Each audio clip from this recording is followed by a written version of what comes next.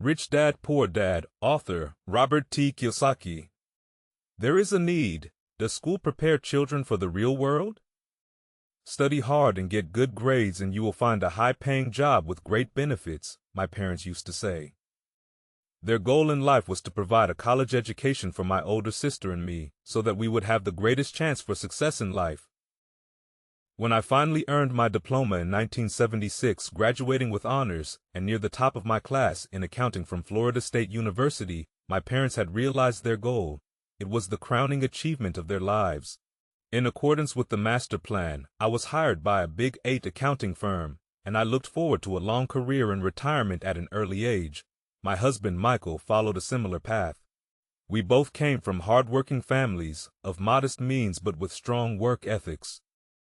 Michael also graduated with honors, but he did it twice, first as an engineer and then from law school.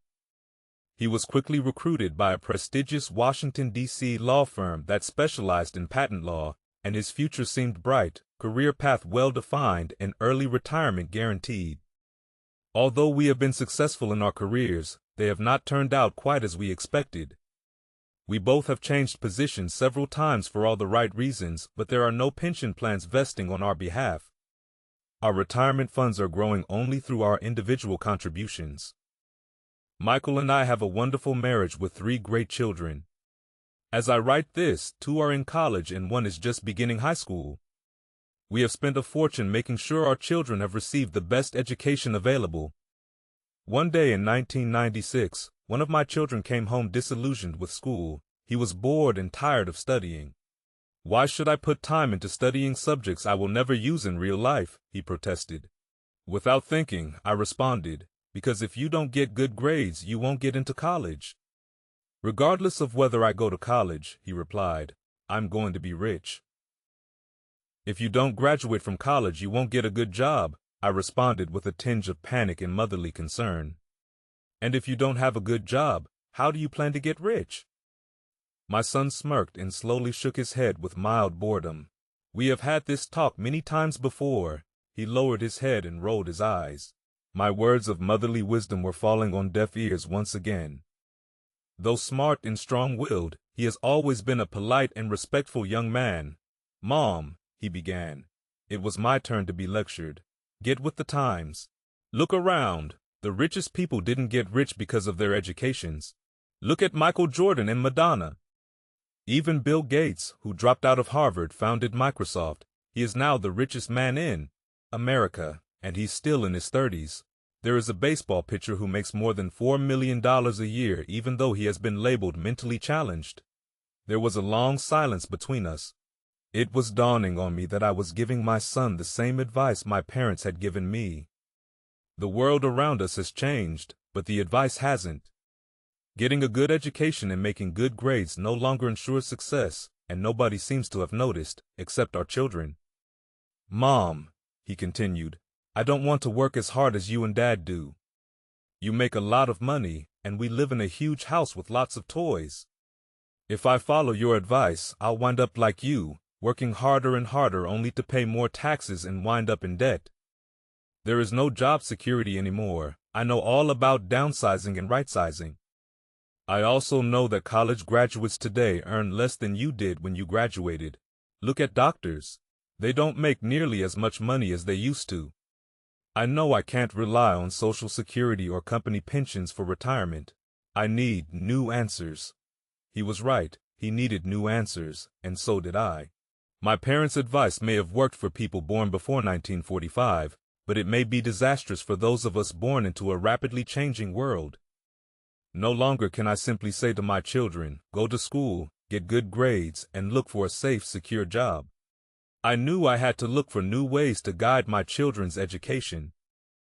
As a mother as well as an accountant, I have been concerned by the lack of financial education our children receive in school. Many of today's youth have credit cards before they leave high school, yet they have never had a course in money or how to invest it, let alone understand how compound interest works on credit cards. Simply put, without financial literacy and the knowledge of how money works, they are not prepared to face the world that awaits them, a world in which spending is emphasized over savings. When my oldest son became hopelessly in debt with his credit cards as a freshman in college, I not only helped him destroy the credit cards, but I also went in search of a program that would help me educate my children on financial matters. One day last year, my husband called me from his office. "I have someone I think you should meet," he said. "His name is Robert Kiyosaki. He's a businessman and investor, and he is here applying for a patent on an educational product. I think it's what you have been looking for." Just what I was looking for.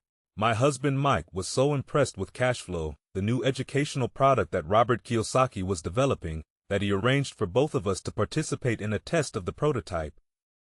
Because it was an educational game, I also asked my 19-year-old daughter, who was a freshman at a local university, if she would like to take part, and she agreed. About 15 people, broken into 3 groups, participated in the test. Mike was right. It was the educational product I had been looking for. But it had a twist. It looked like a colorful Monopoly board with a giant well-dressed rat in the middle. Unlike Monopoly, however, there were 2 tracks, one inside and one outside. The object of the game was to get out of the inside track, what Robert called the rat race, and reach the outer track, or the fast track. As Robert put it, the fast track simulates how rich people play in real life. Robert then defined the rat race for us. If you look at the life of the average educated, hardworking person, there is a similar path. The child is born and goes to school. The proud parents are excited because the child excels, gets fair to good grades, and is accepted into a college. The child graduates, maybe goes on to graduate school, and then does exactly as programmed, looks for a safe, secure job or career. The child finds that job, maybe as a doctor or a lawyer, or joins the army or works for the government. Generally, the child begins to make money, credit cards start to arrive en masse, and the shopping begins, if it already hasn't. Having money to burn, the child goes to places where other young people just like them hang out, and they meet people, they date, and sometimes they get married. Life is wonderful now, because today, both men and women work. 2 incomes are bliss. They feel successful, their future is bright, and they decide to buy a house, a car, a television, take vacations, and have children. The happy bundle arrives. The demand for cash is enormous. The happy couple decides that their careers are vitally important and begin to work harder, seeking promotions and raises. The raises come, and so does another child and the need for a bigger house. They work harder, become better employees, even more dedicated. They go back to school to get more specialized skills so they can earn more money. Maybe they take a second job. Their incomes go up, but so does the tax bracket they're in and the real estate taxes on their new large home, and their social security taxes and all the other taxes. They get their large paycheck and wonder where all the money went. They buy some mutual funds and buy groceries with their credit card. The children reach 5 or 6 years of age, and the need to save for college increases as well as the need to save for their retirement. That happy couple, born 35 years ago, is now trapped in the rat race for the rest of their working days. They work for the owners of their company, for the government paying taxes, and for the bank paying off a mortgage and credit cards. Then they advise their own children to study hard, get good grades, and find a safe job or career. They learn nothing about money except from those who profit from their naivete and work hard all their lives. The process repeats into another hard-working generation. This is the rat race. The only way to get out of the rat race is to prove your proficiency at both accounting and investing, arguably 2 of the most difficult subjects to master. As a trained CPA who once worked for a Big 8 accounting firm, I was surprised that Robert had made the learning of these 2 subjects both fun and exciting. The process was so well disguised that while we were diligently working to get out of the rat race, we quickly forgot we were learning. Soon the product test turned into a fun afternoon with my daughter, talking about things we had never discussed before. As an accountant, playing a game that required an income statement and balance sheet was easy. So, I had the time to help my daughter and the other players at my table with concepts they did not understand. I was the first person and the only person in the entire test group to get out of the rat race that day. I was out within 50 minutes, although the game went on for nearly 3 hours. At my table was a banker, a business owner, and a computer programmer. What greatly disturbed me was how little these people knew about either accounting or investing, subjects so important in their lives. I wondered how they managed their own financial affairs in real life. I could understand why my 19-year-old daughter would not understand, but these were grown adults, at least twice her age. After I was out of the rat race, for the next 2 hours I watched my daughter and these educated, affluent adults roll the dice and move their markers. Although I was glad they were all learning so much, I was disturbed by how much the adults did not know about the basics of simple accounting and investing. They had difficulty grasping the relationship between their income statement and their balance sheet. As they bought and sold assets, they had trouble remembering that each transaction could impact their monthly cash flow. I thought, how many millions of people are out there in the real world struggling financially only because they have never been taught these subjects? Thank goodness they're having fun and are distracted by the desire to win the game, I said to myself. After Robert ended the contest, he allowed us 15 minutes to discuss and critique cash flow among ourselves. The business owner at my table was not happy. He did not like the game. I don't need to know this, he said out loud. I hire accountants, bankers, and attorneys to tell me about this stuff. To which Robert replied, have you ever noticed that there are a lot of accountants who aren't rich? And bankers, and attorneys, and stockbrokers, and real estate brokers. They know a lot, and for the most part are smart people, but most of them are not rich. Since our schools do not teach people what the rich know, we take advice from these people. But one day you're driving down the highway, stuck in traffic, struggling to get to work, and you look over to your right and you see your accountant stuck in the same traffic jam. You look to your left and you see your banker. That should tell you something. The computer programmer was also unimpressed by the game. I can buy software to teach me this. The banker, however, was moved. I studied this in school, the accounting part that is, but I never knew how to apply it to real life. Now I know. I need to get myself out of the rat race. But it was my daughter's comments that most touched me. I had fun learning, she said. I learned a lot about how money really works and how to invest. Then she added, now I know I can choose a profession for the work I want to perform and not because of job security, benefits, or how much I get paid. If I learn what this game teaches, I'm free to do and study what my heart wants to study, rather than study something because businesses are looking for certain job skills. If I learn this, I won't have to worry about job security and social security the way most of my classmates already do. I was not able to stay and talk with Robert after we had played the game, but we agreed to meet later to further discuss his project. I knew he wanted to use the game to help others become more financially savvy, and I was eager to hear more about his plans. My husband and I set up a dinner meeting with Robert and his wife within the next week. Although it was our first social get-together, we felt as if we had known each other for years. We found out we had a lot in common. We covered the gamut, from sports and plays to restaurants and socioeconomic issues. We talked about the changing world. We spent a lot of time discussing how most Americans have little or nothing saved for retirement, as well as the almost bankrupt state of Social Security and Medicare. Would my children be required to pay for the retirement of 75 million baby boomers? We wondered if people realize how risky it is to depend on a pension plan. Robert's primary concern was the growing gap between the haves and have-nots, in America and around the world. A self-taught, self-made entrepreneur who traveled the world putting investments together, Robert was able to retire at the age of 47. He came out of retirement because he shares the same concern I have for my own children. He knows that the world has changed, but education has not changed with it. According to Robert, children spend years in an antiquated educational system, studying subjects they will never use, preparing for a world that no longer exists. Today, the most dangerous advice you can give a child is, go to school, get good grades, and look for a safe, secure job, he likes to say. That is old advice, and it's bad advice. If you could see what is happening in Asia, Europe, South America, you would be as concerned as I am. It's bad advice, he believes, because if you want your child to have a financially secure future, they can't play by the old set of rules. It's just too risky. I asked him what he meant by old rules. People like me play by a different set of rules from what you play by, he said. What happens when a corporation announces a downsizing? People get laid off, I said. Families are hurt.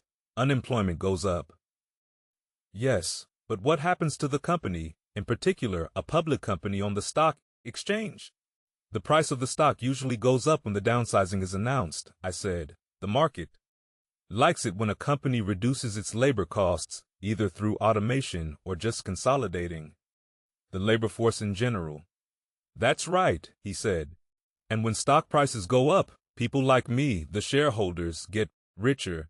That is what I mean by a different set of rules. Employees lose, owners and investors win.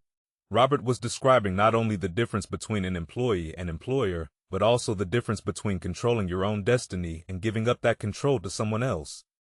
But it's hard for most people to understand why that happens, I said. They just think it's not fair. That's why it is foolish to simply say to a child, "Get a good education," he said. It is foolish to assume that the education the school system provides will prepare your children for the world they will face upon graduation.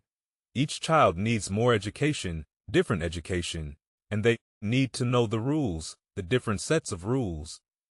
There are rules of money that the rich play by, and there are the rules that the other 95% of the population plays by, he said. And the 95% learns those rules at home and in school.